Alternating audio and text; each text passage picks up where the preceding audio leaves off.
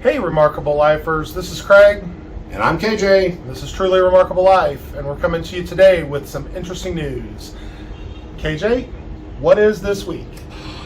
It's our 6-month anniversary of moving to Mexico. Woohoo! Woohoo! Insert cheers. Perfect.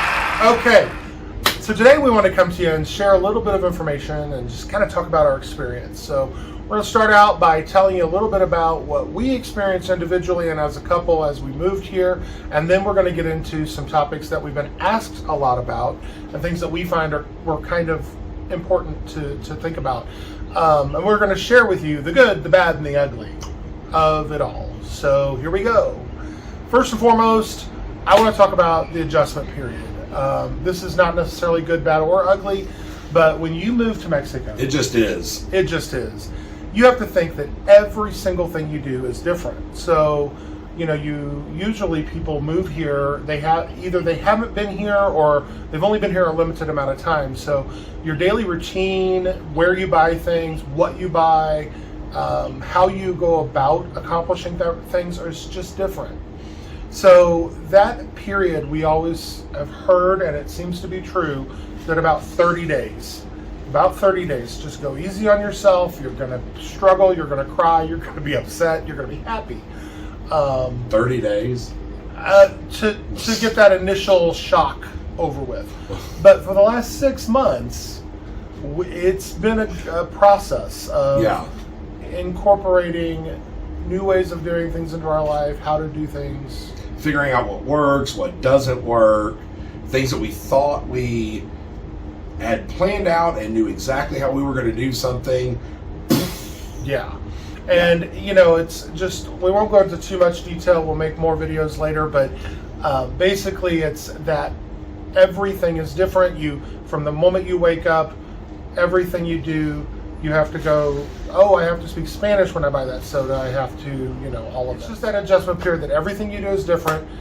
Everything has to have thought involved.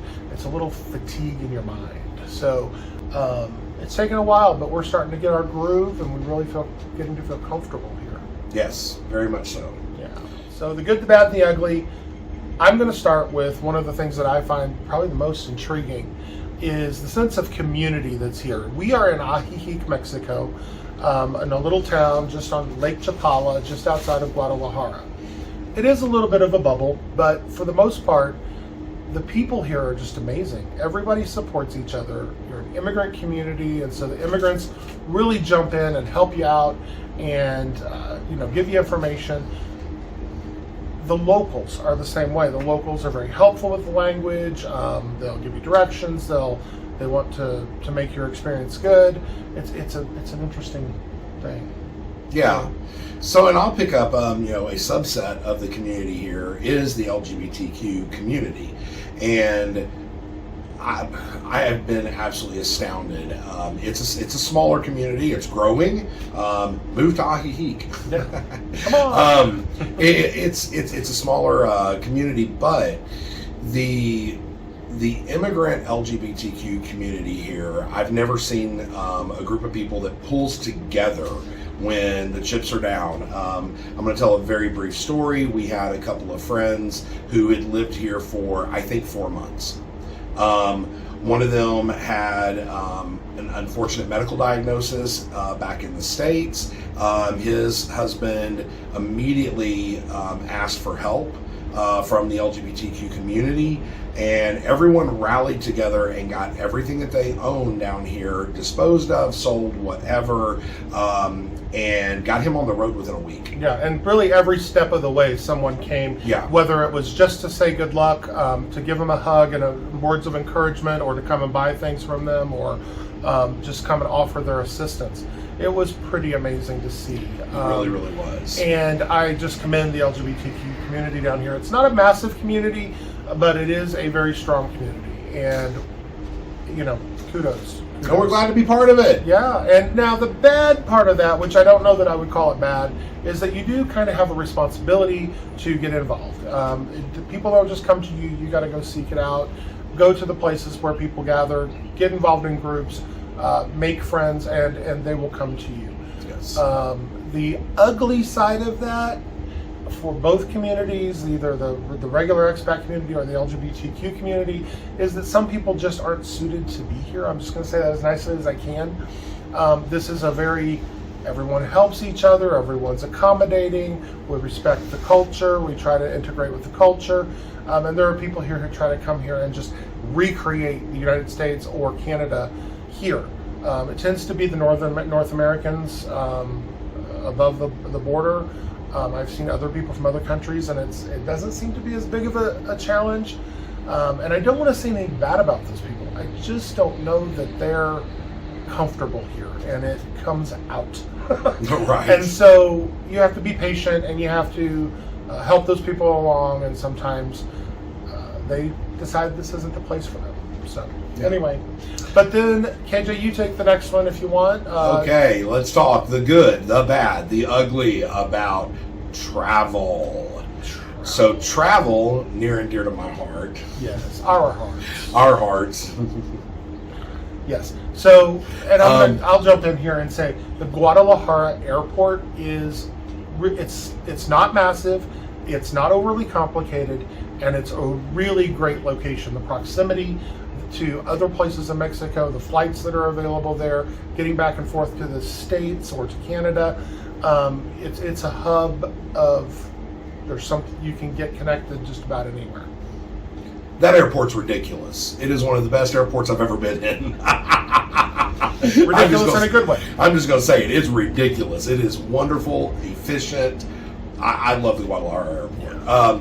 But, so the other thing is not just the airport, but there are bus lines. So you can actually, there's like local bus service here in the Lake Chapala area that goes, down to Jocotepec, all the way past Chapala. You can actually catch a bus here. So 10 pesos. 10 pesos, which is like $1. No, 50 cents. It's like 50 cents. 50 cents. But you can get on a bus and you can go to Guadalajara from this area, and then you can actually catch an Uber or whatever, or take a local bus if you know how to do that in Guadalajara, and go over to the new bus station, and they have these luxury coaches. We have some friends who came and visited us here from Puerto Vallarta, and they took one of these luxury coaches. Wonderful. I think they said it was like $40 US dollars. Yeah. And they have it's just wonderful, reliable. Yeah, everything went fantastic, well, comfortable. So yeah. Then on top of that, then you have you can get yourself into a little bit of a bind here if you don't plan for travel. So you can't just call an Uber. There's no Ubers in Ajijic. You can in Guadalajara, and it works very well. But here it just doesn't work. There's a local service, I believe it's called Didi. We haven't gotten on that yet. Taxis are not just everywhere. You have to kind of be in city center areas or have some of the taxi drivers' numbers. So you need to plan your travel. You need to be get a private driver, do whatever you need to do, and plan that out if you don't have a car. Or that brings me to the next part, is to get some places and to really be comfortable, you need to have a car. If you have mobility issues, if you don't like to walk, if you just don't want to take the bus, you're going to need a car. And you can get by for a while without it. We've been here about 6 months, and as you know in a previous video, our renting a car video, we did rent a car to run some errands, and then we have decided we're in the process of buying a car. So we'll talk about that later. But it is just driving here that's the ugly, is that there is a lot of traffic in this small town. People just drive differently here. There's just that. You have to be very defensive. And getting around, you don't know where you're going. You're not from here. And the laws are different. I mean, we're actually going to take a driver's ed course here in Mexico. Yes. Because street signs are different, behaviors are different, the laws are different. Yeah. So we're actually going to take a driver's ed course down here next month. So so the travel is wonderful, but you do have to plan ahead, and you do have to kind of understand that you're in a different country, and there are different ways of doing things. Yes. Now, that brings us to the next one, which is weather, the good, the bad, and the ugly. So look outside. The weather here is perpetually beautiful. Yes. It is gorgeous. It is a very, what I would call a very tight temperature range. So it's just sunny and beautiful all the time. Now that's the downside. That's also the downside, yeah. You wake up and it's 80 and sunny. Yeah. Now the thing is, it doesn't get hot here like what I think about as being hot. I'm from Texas, so it doesn't get hot. It gets warm. Yeah. And it does stay warm. And so, and by warm, we're talking 85. During the hot month of May, it may get up to 90. But the big thing is, most of the houses here don't have air conditioners. No.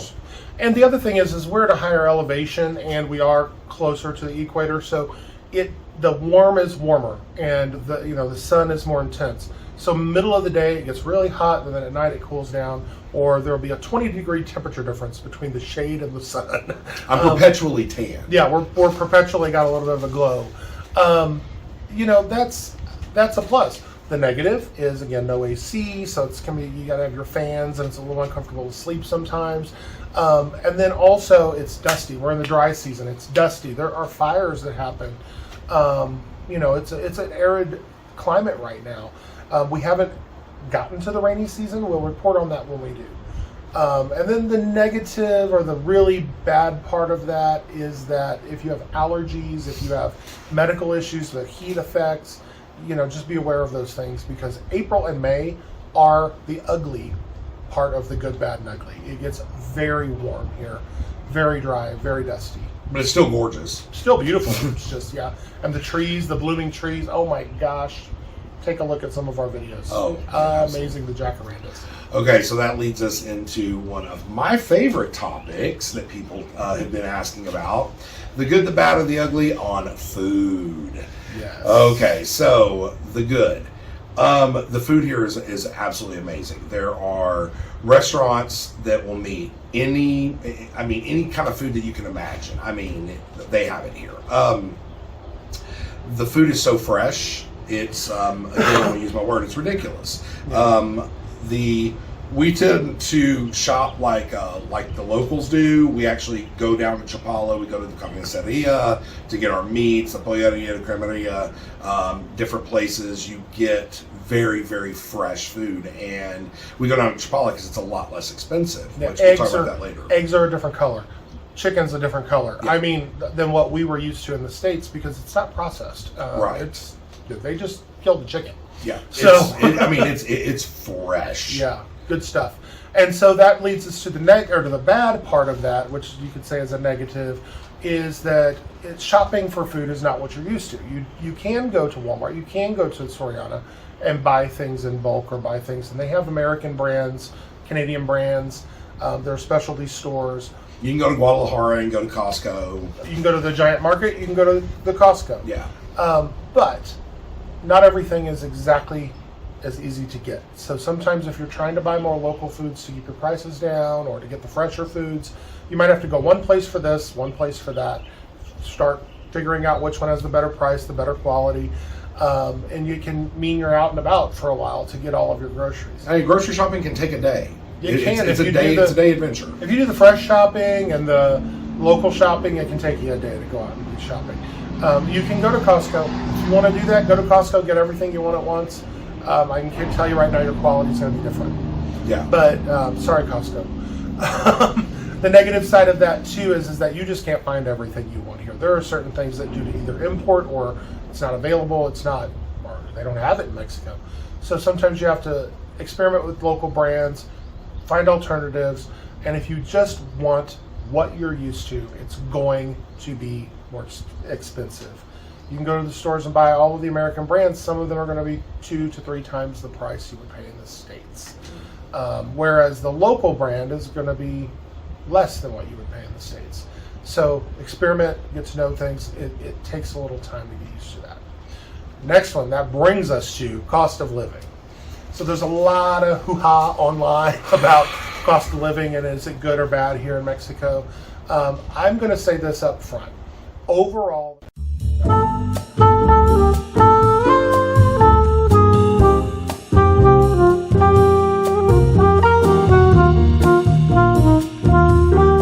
cost of living here is still much better. We live in a much more, I would say the inflation is a little different here because it is an immigrant community.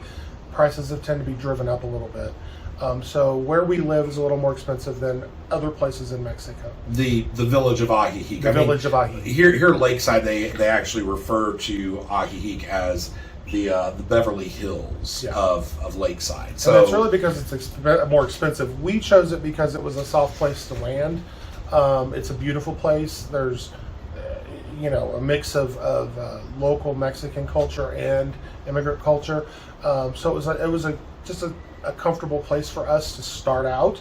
We don't know where we'll end up right now. We really like it here. Yeah. But we pay a little more rent than you would pay elsewhere. Oh yeah. It's still for this house. It's still half what we would have paid from where we're from. Yes. And while we aren't bragging about that, it does make it possible for us to have a little nicer house. I will say that some things are more expensive. We talked about food. Sometimes if you have insurance in the United States for medical care, your medical care might be a little more out of pocket here, but it's not as expensive as what it would be in the States if you were paying out of pocket. And by far. And we'll talk about that in a minute. But some things are more expensive, some things are less. It's the big picture that you have to look at what your budget is. So you can't get freaked out if you're paying more for one thing and you're paying a lot less for the other. It all washes out. I mean, like our electric bill is $35-$40 for $35-$40 for a month. Yeah, and it's high compared to other neighbors. Yes. So we've realized we need to start watching our our consumption. What'll happen on the electric thing is that if you run high for a while, they bump you up into another tier, which means you're paying more per kilowatt hour. So whatever it is. We're trying to keep out of that. But you start learning and understanding things, and that's where the ugly or the bad comes in, is just trying to understand what costs more, how can I cut my costs, and what does it really all hash out to at the end. Yeah, but overall, it's a lot less expensive. It's less. Yes. So that brings us to the healthcare. We won't go into too much detail on this. What I will say is I've had excellent luck finding a good doctor here. Thank you if you're watching. Wonderful care, reasonably priced, always accessible. I have my doctor's WhatsApp, which is basically their phone number. I've heard stories of doctors coming to houses and doing house calls and those types of things. So it's a big difference in how you get your care. But at the same time, if it's a more severe issue, you can find yourself in a position where you have to get to a hospital. Hospitals are very different here. I'd say an ugly part of that is you may have to come out of pocket, hand them or arrange for payment before your procedures if it's a higher price thing. It can still be expensive. You can have medical insurance here in Mexico. You can buy private insurance. Some people are able to use foreign insurance here through certain hospitals. Those things that are there. The ugly is you really got to figure that out. It's a whole different system. Yeah. A whole different system, and you need to have a reserve of cash available for emergencies. Absolutely. That would be my take on it. But as far as what I have received and medications, you can buy things over the counter. It's very inexpensive and you can manage your own care here. And that also goes along with veterinary care for your fur babies. Yes. The vets that we've met here are wonderful people. Amazing. They are truly they think about what is best for your pet and their quality of life. And again, relatively inexpensive.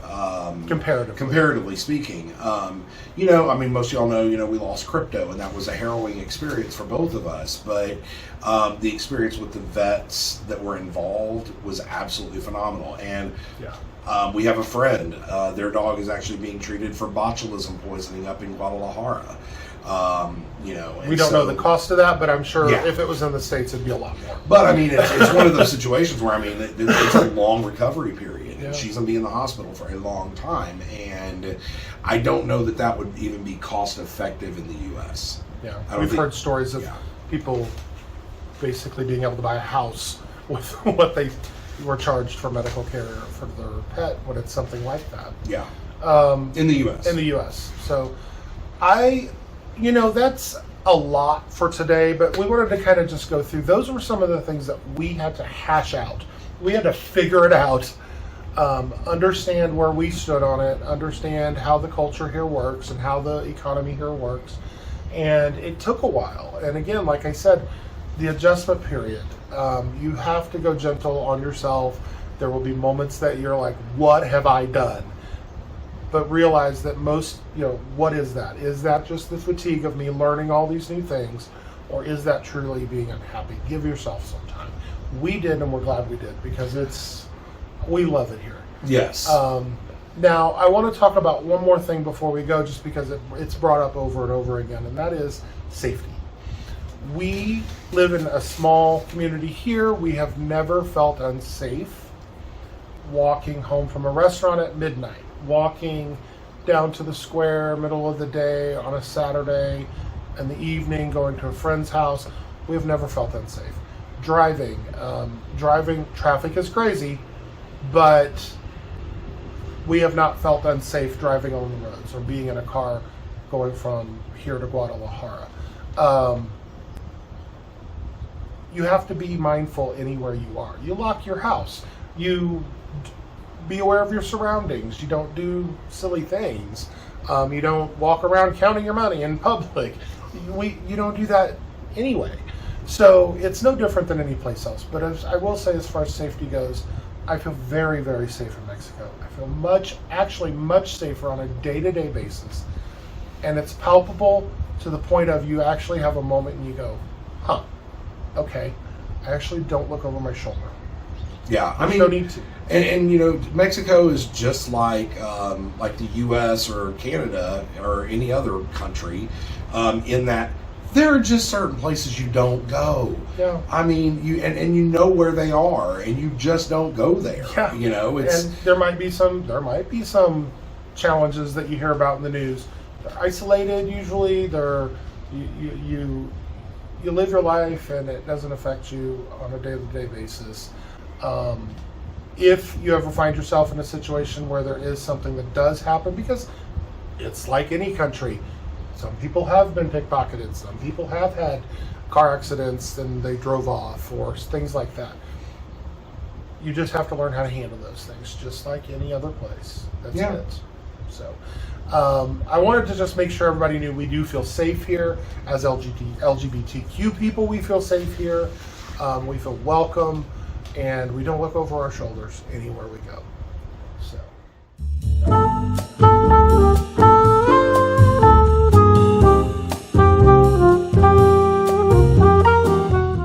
But that's all for today. Again, we have 6 months here, and we're going to try to do some more little videos and let you know what life is really like here. And we have some fun and interesting developments coming up that you guys will find out about in a few months. Yeah, boy, see, I've always seen those vloggers that they're like, oh, something really great happened today, but I can't tell you about it. We literally can't tell you. We literally cannot tell you. Tell you about it.